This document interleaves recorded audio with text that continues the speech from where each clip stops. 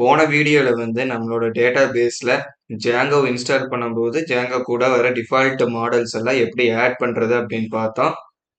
அப்படி டிஃபால்ட் மாடலா வந்த யூசர் அப்படிங்கிற மாடலை வச்சு ஒரு யூசர் எப்படி கிரியேட் பண்ணி அட்மின் பேஜ்ல லாகின் பண்றதுங்கிறத பத்தி பார்த்தோம். இப்ப Django டிஃபால்ட்டா நமக்கு கொடுத்த மாடல்ஸ் மாதிரியே நம்மளோட தேவைக்கு ஏற்ற மாதிரி நம்ம எத்தனை மாடல்ஸ் வேணாலும் நம்ம கிரியேட் பண்ணிக்கலாம்.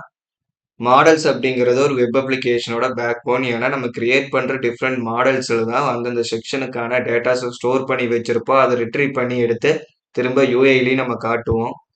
இப்ப நான் மாடல்ஸ் கிரியேட் பண்றதுக்காக இன்வென்ட்ரி அப்படிங்கிற ஆப்பை ஓபன் பண்ணிக்கிறேன்.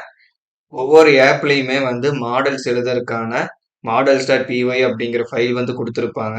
ஸோ இன்வென்ட்ரிக்குள்ள இருக்கிற models.pyங்கிற ஃபைல் நான் ஓபன் பண்ணிக்கிறேன். நம்ம ஒரு மாடல் கிரியேட் பண்ணணும் அப்படிங்கும்போது பைத்தானோட நார்மல் கிளாஸ் எழுதுவோம். கிளாஸ் எழுதுறது மூலியமா தான் நம்ம டேட்டா பேஸ்க்கான மாடல் கிரியேட் பண்ண முடியும். ஸோ இந்த கமெண்ட் பண்ண லைனை ரிமூவ் பண்ணிட்டு நான் கிளாஸ் எழுதுறேன். ஸோ இன்வென்ட்ரி அப்படிங்கும்போது இன்வென்ட்ரியில நம்ம ப்ராடக்ட்ஸோட ஸ்டாக் மெயின்டைன் பண்ணுவோம். அதனால இங்க நான் ப்ராடக்ட் அப்படிங்கிற மாடல் கிரியேட் பண்றேன். இப்ப கிளாஸ்க்கான நேமா ப்ராடக்ட் அப்படிங்கறது வச்சிருக்கேன். நார்மல் பைத்தான் கிளாஸ் எழுதும்போது கிளாஸ் நேம் எழுதிட்டு கோலன் வச்சுட்டு கன்ஸ்ட்ரக்டர் தேவைப்பட்டுச்சு அப்படின்னா டெஃப் இனிட் கொடுப்போம். பட் இங்க அந்த மாதிரி நம்ம பண்ணக்கூடாது. ஏன்னா இது நம்மளோட நார்மல் பைத்தான் கிளாஸ் மாதிரி ஒர்க் ஆகக்கூடாது. டேட்டா பேஸ்க்கு தேவையான மாடல் கிரியேட் பண்றதுக்காக நம்ம இதை யூஸ் பண்ண போறோம். அப்ப இந்த கிளாஸ்ல டிஃபால்ட்டா இங்க இம்போர்ட் ஆகிருக்கிற அந்த மாடல்ஸ் அப்படிங்கறது எடுத்து இன்ஹெரிட் பண்ணணும். அப்படி இன்ஹெரிட் பண்ணியிருந்தோம் அப்படின்னா தான் இது டேட்டா பேஸ்க்கான ஒரு மாடலா கிரியேட் ஆகும். ஸோ இன்ஹெரிட் பண்றதுக்கு நான் இந்த ப்ராடக்ட் அப்படிங்கிற கிளாஸ் நேம் பக்கத்துல சிம்பிள் பரான்தசிஸ் ஓபன் பண்ணிக்கிறேன். இதுல இந்த மாடல்ஸ் அப்படிங்கிற மாடியூல கால் பண்ணிட்டு அதுக்குள்ள மாடல் அப்படின்னு ஒரு கிளாஸ் இருக்கும். அந்த கிளாஸை நான் இந்த ப்ராடக்ட் அப்படிங்கிற கிளாஸ்க்கு இன்ஹெரிட்டன்ஸ் பண்ணிட்டேன். ஸோ இந்த மாடல் அப்படிங்கிற கிளாஸ்க்குள்ளதான் டேட்டா பேஸ்க்கான மாடலை கிரியேட் பண்றதுக்கான பேட்டர்ன்ஸ் இருக்கும். அதனால கண்டிப்பா இதை இன்ஹெரிட்டன்ஸ் பண்ணியிருக்கணும். ஸோ இந்த கிளாஸ்க்குள்ள நம்ம என்ன எழுதுவோம் அப்படின்னு பார்த்தீங்கன்னா, ஒரு டேபிள் அப்படின்னு நம்ம எடுத்துக்கும் போது அந்த டேபிள்ல நிறைய காலம்ஸ் இருக்கும்.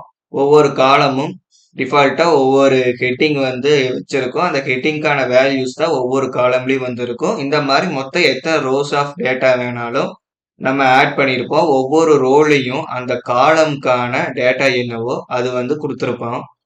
ஸோ மாடல் கிரியேட் பண்ணும்போது என்ன பண்ணுவோம்னா, இப்படி ஒவ்வொரு காலம்க்கும் என்ன ஹெட்டிங் இருக்கணும், அந்த காலம்ஸ்க்கெல்லாம் என்ன மாதிரி வேல்யூஸ் இருக்கணும் அப்படிங்கறத எழுதுவோம். இந்த இடத்துல நான் ப்ராடக்ட்ங்கிற ஒரு மாடல் கிரியேட் பண்றேன். இப்போ ப்ராடக்ட்ங்கிற மாடலுக்குள்ள என்ன டேட்டா இருக்கும், ப்ராடக்டோட நேம் அப்படின்னு ஒரு காலம் இருக்கலாம். அதுக்கப்புறம் இந்த ப்ராடக்ட்டுக்கான கோட் அப்படிங்கிற விஷயம் இருக்கும். அதுக்கப்புறம் இந்த ப்ராடக்டோட ப்ரைஸ் இருக்கும். அண்ட் இந்த ப்ராடக்ட்டுக்கு எவ்வளவு பர்சன்டேஜ் ஜிஎஸ்டி போடுறாங்க அப்படிங்கிற மாதிரியான இன்ஃபர்மேஷன் எல்லாமே அந்த ப்ராடக்ட் அப்படிங்கிற மாடல்ல ஸ்டோர் பண்ணி வச்சிருப்போம்.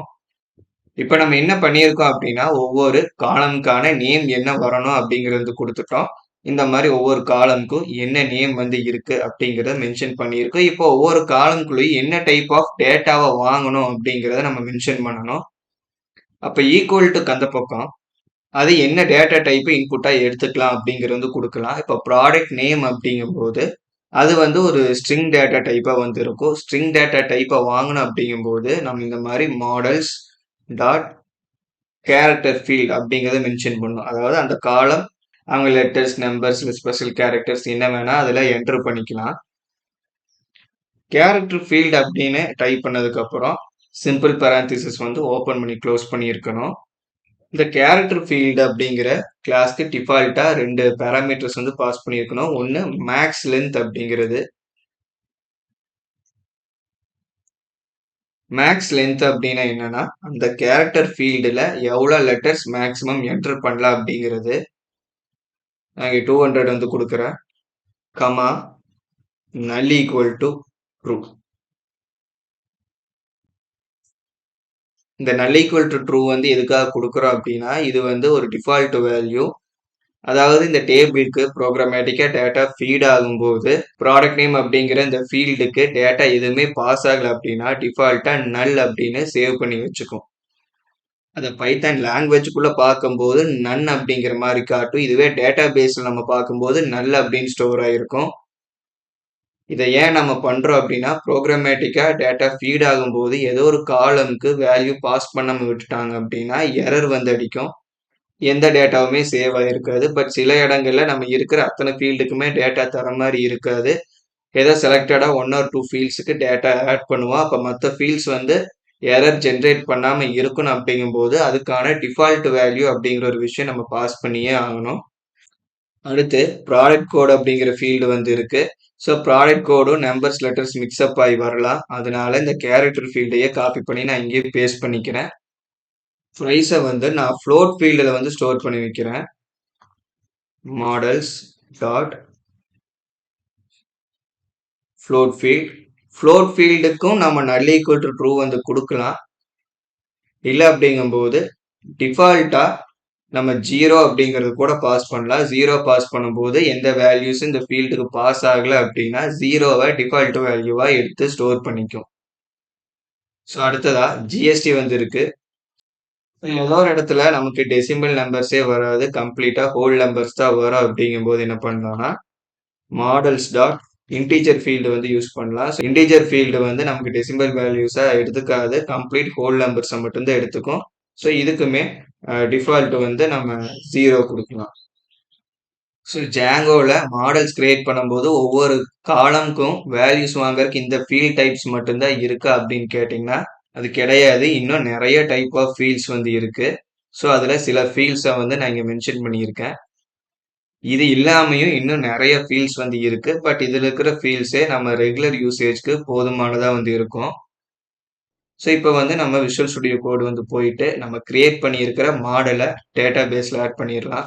ஸோ நம்ம வந்து இப்போ மாடல் எப்படி இருக்கணும் அப்படிங்கிற ஸ்ட்ரக்சர் மட்டும்தான் நம்ம கிரியேட் பண்ணியிருக்கோம். இன்னும் அந்த மாடல் டேட்டா பேஸில் வந்து ஆட் ஆகிருக்காது. நம்ம கிரியேட் பண்ணுற மாடல் எல்லாமே டேட்டா பேஸில் போயிட்டு ஆட் ஆகணும். அப்படிங்கும்போது என்ன பண்ணணும்னா 2 கமாண்ட்ஸ் வந்து ரன் பண்ணுற மாதிரி இருக்கும். இப்போ டெர்மினல் ஓப்பன் பண்ணிட்டு நான் சர்வர் ஆஃப் பண்ணிக்கிறேன். ஃபர்ஸ்ட் நம்ம ரன் பண்ண வேண்டிய கமாண்ட் வந்து பைத்தான் manage.py make migrations. இந்த கமாண்ட் வந்து ரன் பண்ணி இருக்கணும். இந்த கமாண்ட் எதுக்காக அப்படின்னா நம்ம கிரியேட் பண்ணி இருக்கிற மாடலுக்கான ஒரு பேசிக் எஸ்கியூஎல் ஸ்ட்ரக்சரை வந்து இன்ஜெக்ட் பண்றதுக்கு தேவையான விஷயங்களை ரெடி பண்ணி இருக்கோம். இது எந்த இடத்துல வந்து ஸ்டோர் ஆகும் அப்படின்னா ஒவ்வொரு ஆப்புக்குள்ள நம்ம கிரியேட் பண்ற மாடல்ஸுக்கும் அந்த ஆப்குள்ளேயே மைக்ரேஷன்ஸ் அப்படிங்கிற ஒரு ஃபோல்டர் வந்து இருக்கும். அந்த ஃபோல்டர் ஓப்பன் பண்ணீங்க அப்படின்னா ஃபர்ஸ்ட் டைம் வரும்போது இந்த மாதிரி பைக்கேஜ்னு ஒரு ஃபோல்டர் இருக்கும். அது போக init.py அப்படின்னு ஒரு ஃபைல் வந்து இருக்கும். இது 2 மட்டும்தான் இருக்கும். ஆனா ஒவ்வொரு மாடல்ஸ் நம்ம கிரியேட் பண்ணிட்டு இந்த மைக்ரேஷன்ஸ் ரன் பண்ணும்போது ஒவ்வொரு புது ஃபைல் கிரியேட் ஆகி இதில் ஆட் ஆகிட்டே வரும். ஸோ இப்போ வந்து இங்கே இந்த 2 ஃபைல் மட்டும்தான் இருக்கு. ஸோ இப்போ நான் அந்த மைக்ரேஷன்ஸ் கமாண்டை வந்து என்டர் பண்றேன். இப்போ நமக்கு கிரியேட் ப்ராடக்ட் மாடல் அப்படின்னு இனிஷியல் மைக்ரேஷன்ஸ் வந்து ஒன்று ரன் ஆகிருக்கு.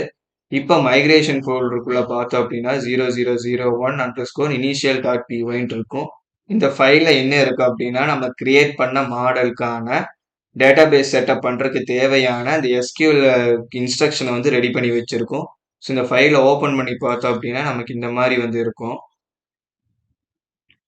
இந்த கமாண்டை ரன் பண்ண உடனே நமக்கு மாடல் வந்து டேட்டாபேஸ்ல போய் ஆட் ஆயிருக்காது.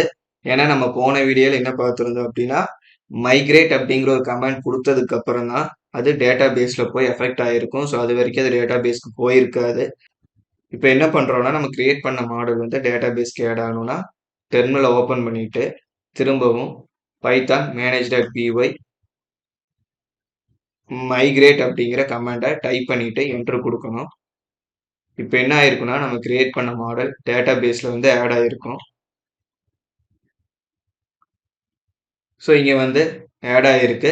எப்பவுமே நம்ம கிரியேட் பண்ற மாடல் எந்த ஆப்குள்ள இருக்கோ அந்த ஆப் நேம் அண்டர்ஸ்கோர் அதுக்கப்புறம் தான் அந்த மாடலுக்கான நேம் வந்து வந்திருக்கும். இதை கிளிக் பண்ணோம் அப்படின்னா நம்ம கிரியேட் பண்ணியிருந்த மாடல்ல என்னென்ன ஃபீல்ட்ஸ் வந்து கொடுத்துருந்தோமோ அந்த ஃபீல்ட்ஸ் எல்லாமே வந்திருக்கும். ஜிஎஸ்டி, பிரைஸ், அதுக்கப்புறம் ப்ராடக்ட் கோடு, ப்ராடக்ட் நேம் இது எல்லாமே கொடுத்துருந்தோம். பட் எக்ஸ்ட்ராவா ஐடி அப்படிங்கிற ஒரு ஃபீல்டும் சேர்ந்து வந்திருக்கும். எதுக்காக அப்படின்னா ஒவ்வொரு டேபிள்ல ஸ்டோர் ஆகிற எல்லா டேட்டாவுக்குமே வந்து இண்டிவிஜுவலா ஒரு ஐடி வந்து இருக்கணும், இண்டிவிஜுவலா ஒரு ரெஃபரன்ஸ் வந்து இருக்கணும் அப்படிங்கறதுக்காக ஜாங்கோவை கிரியேட் பண்ணிவிடும். இந்த ஐடினால என்ன யூஸ் அப்படிங்கறதெல்லாம் நம்ம ஃபியூச்சர் வீடியோஸ்ல வந்து பார்க்கலாம்.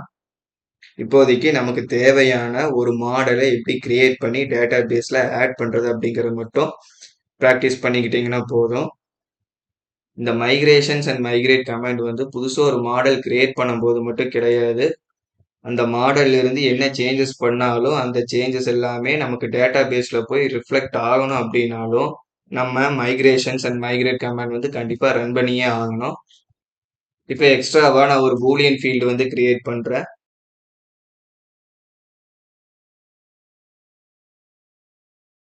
அதாவது இந்த ப்ராடக்ட் வந்து ஃபுட் பேஸ் பண்ணதா இல்லையா அப்படிங்கிற மாதிரி நம்ம ஸ்டோர் பண்ணி வைக்கலாம். இதுக்கு எஸ் ஆர் நோ அப்படின்னு 2 ஆப்ஷன் இருந்தா போதும். வெறும் 2 ஆப்ஷன் தான் வருது அப்படிங்கும்போது அதுக்கு நம்ம பூலியன்ஸ் ஃபீல்டு வந்து யூஸ் பண்ணலாம்.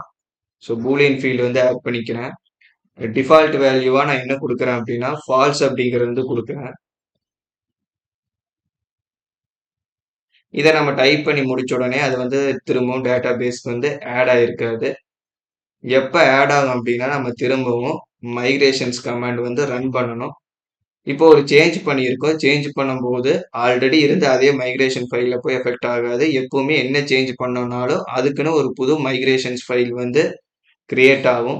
ஸோ இந்த ஃபைலை ஓப்பன் பண்ணி பார்த்தோம்னா நம்ம எக்ஸ்ட்ராவா ஆட் பண்ண அந்த ஒரு ஃபீல்டுக்கு தேவையான SQL இன்ஜெக்ஷன் பண்றதுக்கான ஸ்ட்ரக்சர் வந்து ரெடி பண்ணி வச்சிருக்கோம். இந்த ஸ்ட்ரக்சர் வந்து டேட்டா பேஸ்ல போய் அஃபெக்ட் ஆகணும் அப்படின்னா நம்ம மைக்ரேட் கமாண்ட் வந்து ரன் பண்ணணும். ஸோ இதுக்கப்புறம் நம்ம டேட்டா பேஸ் வந்திருக்கோம். இப்போ இன்வென்ட்ரி ப்ராடக்ட் ஆப்பை வந்து ஓப்பன் பண்ணிக்கலாம். ஸோ இப்போ இந்த இடத்துல ஸ்க்ரோல் பண்ணோம் அப்படின்னா நமக்கு கடைசியாக இந்த ஃபுட் ப்ராடக்ட் அப்படிங்கிற காலமும் வந்து நமக்கு ஆட் ஆகிருக்கு. ஸோ இந்த மாதிரி தான் நம்ம தேவையான மாடல்ஸ் எல்லாமே கிரியேட் பண்ணிட்டு அதை டேட்டா பேஸில் ஆட் பண்ணிக்கலாம். ஸோ இந்த மாடல்ஸை வச்சு தான் நம்ம ஃபியூச்சரில் என்ன பண்ணுவோம் அப்படின்னா தேவையான வியூ ஃபங்க்ஷன்ஸ் எல்லாம் எழுதுவோம். அதாவது டேட்டா வாங்கி இந்த மாடல் ஸ்டோர் பண்ணுறதுக்கு, அதுலேருந்து எடுத்து டேட்டா யூசருக்கு காட்டுறதுக்கு, அதுலேருந்து ரிப்போர்ட் ஜென்ரேட் பண்ணுறதுக்கான பேட்டர்ன்ஸ் எல்லாம் செட் பண்ணுவோம். ஸோ இந்த வீடியோ அவ்வளோதான். பிடிச்சிருந்தா லைக் பண்ணுங்க. ஜாங்கோவை கம்ப்ளீட்டாக கற்றுக்கணும் அப்படின்னு நினச்சிங்கன்னா மறக்காம நம்ம சேனலுக்கு சப்ஸ்கிரைப் பண்ணிட்டு ஜாங்கோ பிளேலிஸ்ட்டை கம்ப்ளீட்டாக பாருங்க. ஸோ தேங்க்ஸ் ஃபார் வாட்சிங்.